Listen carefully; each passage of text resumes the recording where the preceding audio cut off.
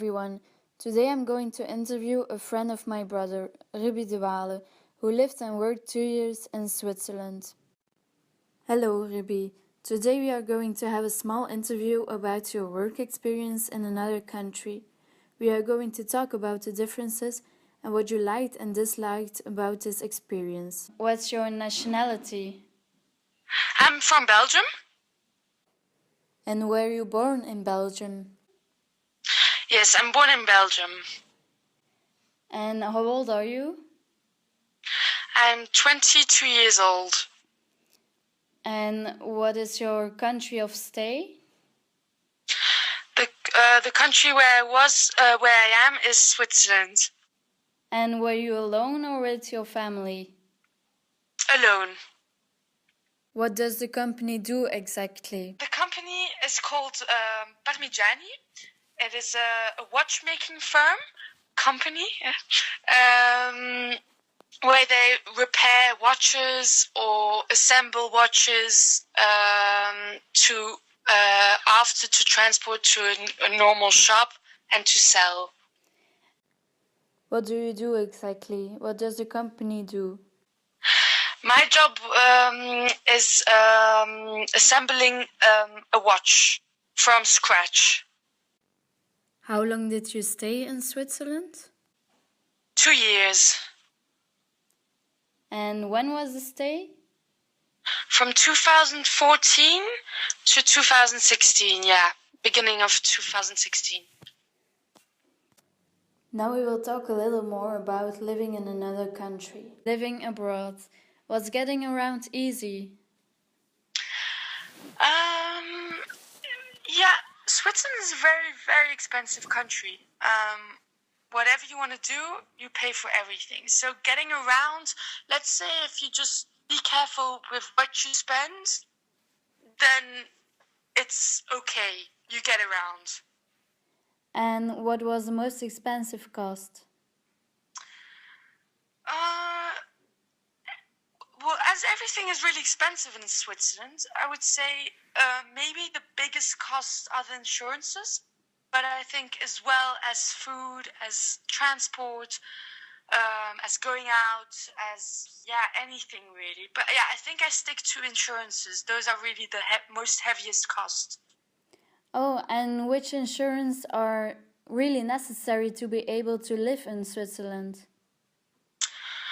Car insurances are very important when you have an accident, otherwise you pay too much. House insurance for fire or people who break in and steal, something like that. And then there is also the life insurance. Like when you're sick, you get paid back by the insurance. So but life insurance is, I think, the most expensive of the three. And how much did you spend on average on life insurance each month? On average, about 350 Swiss francs. How much is it in euro? It's about the same now. Could you maintain the same lifestyle? No. I think no, because actually I was living alone in Switzerland, so I had life is expensive, so you have to try and manage with what you got. Whilst when I was in Belgium, I lived with my parents, so you can just it's different. You don't have to pay everything yourself. You can just have a good laugh, a good party. There were less worries. So no, I couldn't maintain my same lifestyle. And did you get any money of your parents to start off with? Yeah, for sure. My parents helped me out through a lot of things in the beginning. Because I also went to, let's say, a school. So they helped me out to pay the school and then to live a bit. But then when I started to work, then they backed off, let's say. And then it was all up to me, up to myself. But they did help me out, in the beginning. And did you have any savings of your own to start off with when you arrived in Switzerland? I I did have some savings, just a tiny bit, but not to say a lot. But yeah, to get around in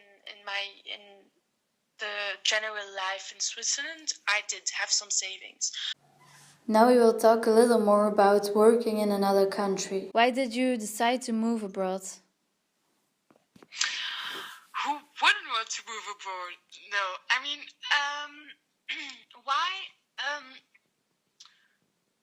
I always wanted to go away, out of the comfort zone, try new things, get a new life experience, feel how it is in a different country, the culture, the people, everything. I think it's really important for your own character to stimulate this, and that was for me very important, is to actually get away from the people or the area and to go into a zone you don't know at all, in a country somehow, but not totally. So for me, it was really like, just do it, you'll see, you'll learn, you'll experience, and just live, while you're young. Yeah, I mean, that was for me really the most important thing. And would you recommend it to other people to go work and live in another country? Yeah, I would. If people would come and ask me, Ruby, I want to go to Italy, I want to go to Australia, for working, for just living, to travel, I don't know, I would always say yes, because it's something. If you can do it, do it. I mean, just make the most of it, and have the most fun, and get to know yourself. That's also a way of getting to know yourself. So yeah, I would recommend it to anyone. And why did you choose Switzerland as a country to go work and live in? Basically because I studied gemology in Antwerp, and so diamonds and stones. And my father has a jewelry shop in Ghent, and I love everything with stones and diamonds. I just love it. It's a passion. But then I didn't know the other side. Like, I didn't know what watches were, and the mechanic and all that kind of stuff. So I was quite intrigued. So my father said, like, yeah, you could go and do an internship in Switzerland, go and live there, go to school, and then go and work there for a bit. And then I said, yeah, you know what? I'll take the opportunity. I'll go to Switzerland. And so, yeah, as Switzerland is the place to be for watches, I went to Switzerland. But for me, I knew Switzerland very well, the German part, because my grandmother lived there for 30 years, I think. So it was quite like, going to somewhere a little bit, but still going to a different place where you don't know anyone. Yeah, it was scary, but yeah, that's the reason I went to Switzerland, for work, and because I wanted to do watchmaking. Was it your own choice to move? Yeah, my parents didn't oblige me to do this. Obviously not, but they did actually had to give me the little push in the back. How we all need sometimes someone who just says, "Come on, go for it." But it was my own choice. I saw the opportunities. I saw the good things. I thought it was quite exciting as well to just go away and leave my comfort zone and go with the flow. I always say that sometimes. And yeah, so it was my own choice. But my parents were behind me, pushed me a little bit, and so I did it. And was it difficult to leave your comfort zone, your family, your friends, and so on? Yeah, it's always difficult in the beginning, because you don't know what you're expecting, and what you know already is so nice. The feeling, as for if you want to try to put in your mind something you don't know at all is quite difficult. So it was honestly very difficult to leave my comfort zone, because I took my car the day I left. I took my car, the whole, just alone, and with my luggage, and drive to Switzerland. 7 hours in the car, a long road. So yeah, it was stressy, and to leave your parents and your friends, and at that time I had my boyfriend as well still. So yeah, it's hard, because you don't know where you're going, and you don't know what you're going to expect. You don't know what you're going to what's going to happen. Who you're going to meet, where you're going to land. Yeah, it's quite a thing, an adventure. Did you have trouble adapting?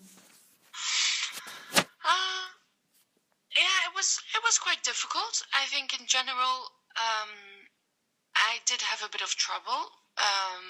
First of all, everything is so much more expensive in Switzerland, so that was really big trouble for me. But then also the food, again, I don't know, it's such a big difference in the food cultures. So for me, that was really difficult as well. And then the people, my God, they were all wear so much makeup. It's unbelievable. Like, it's amazing. You just, sometimes you ask yourself, ooh, she fell in a pot of, in a big tube of, I don't know, paint or something. I mean, so much makeup. So that was really very difficult for me. Like, you don't only live in a different country, but then you also have all the different culture again, and that in every bloody single way. So that was really difficult, yeah. And if you had the opportunity to stay and live in Switzerland, would you take it? No. As much as I love Switzerland and countryside, I mean, like, the country, it's a beautiful country, for skiing, for sporting, to pass, you know, just to have a stay for a few nights or something. It's an amazing country, with amazing views. I would just be there for the views, but I don't connect with the people. The people are very, very difficult. Like, they're not very open, they're not very friendly, they're very pretentious, because they earn a lot of money. So for them, it's like, yeah, we're the best or something. So yeah, I don't know, and I just know it's not my country. I don't click with the country and the people. So no, if I could stay and have the opportunity, no, I wouldn't take it, because I've been there, I've done it. I would go somewhere else. And which country would you prefer to go to? Now I live in Amsterdam, and I must say I fell in love with Amsterdam 4 years ago, so I really do love this country. But if I really didn't have to think about money, and I could choose any country I wanted, I think I would choose for New York. And I've never been there, but I just think that's really my country. City, at least. But yeah, I think I would go to New York. Conclusion: would you do it again? Yeah, I think I would. I think I think it's amazing an experience in a different country. I think it's something you have to do. So yeah, I would for sure do it again. And would you choose Switzerland again? God, no. I would definitely not choose Switzerland. I think going abroad is amazing. I think if you've done it, then you have to just try something else. Try something new. If you've been there, done that, I mean, just totally a new beginning in a different country. Would you recommend this to anyone else? Yeah, I mean, if I can recommend this to anyone, I mean, do it. This is really an amazing opportunity to go abroad, to live life, to have fun, to experience different cultures, to see different people, to meet different people. Uh, it's something you have to do when you're young. It's something you have to do in life to be able to get to know yourself, to be able to move on, which is not very easy. I mean, it's going out of your comfort zone. It's taking the risk. It's going to something you don't know. It's experience a whole new level of fluentness, let's say. So yeah, I mean, but I would recommend this to anyone. I mean, really, if you have the opportunity, do it and go for it. If you can give one piece of advice, what would it be? It would be yourself. I mean, I think with being yourself, you can get anywhere in life. And I think that's the most important part of the whole story is when you go somewhere and you're trying to be someone, just stop that. Just be yourself. We all have problems. We're not perfect. So yeah, that would be really my advice: is be yourself. And what if it was me? Which specific advice would you give me? I would say be open. Stay open for new opportunities and look out, watch out, be yourself as well, and just make the most of it. Just go and have fun. So this was my interview. Thank you for your time and your patience. I hope you enjoyed the interview and I wish you good luck in the future. Thank you very much. I very much liked the interview, and same for you. Good luck in the future and hope to see you soon.